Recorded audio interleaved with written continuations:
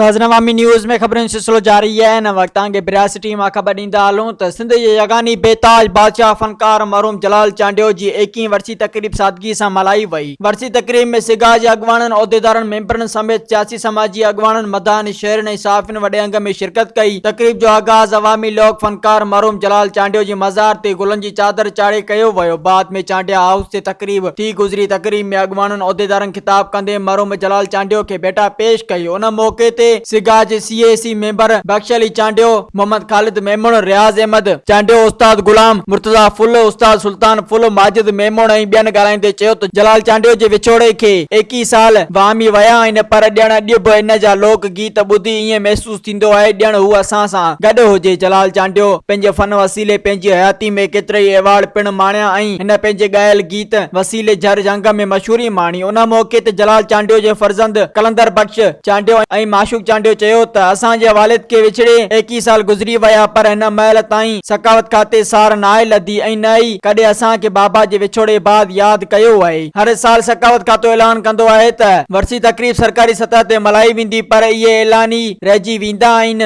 ॿिए तरफ़ बेताज बादशाह फनकार मरहूम जलाल चांडियो जी मुख्य तकरीब संदसि वारसनि पारां बरसात सबब मुलतवी करण जे बावजूद संदसि फन जा शागिर्द मदा मुल्क भर जी कुंड कुड़छ मां पोतल संदसि जे फर्जंद कलंदर जलाल चांडियो, माशूक जलाल चांडियो, शहजाद जलाल चांडियो, नादिर जलाल चांडियो ऐं मरहूम जलाल चांडियो जो साथी ढोलक नवाज अलाह जुड़ियो समूह फनकार शरीफ ज़रदारी फनकार कुर्बान अली चांडियो, फनकार सैयद अजीजुल्लाह चांडियो ऐं ॿियनि संग सां मज़ार ते चादर चाढ़े तकरीब मल्हाई ऐं बाद में लंगर तक़सीम कयो वियो। मजीद खबरों और तफसीलात के लिए विजिट करें हमारी वेबसाइट www.awamiNewsHD.com।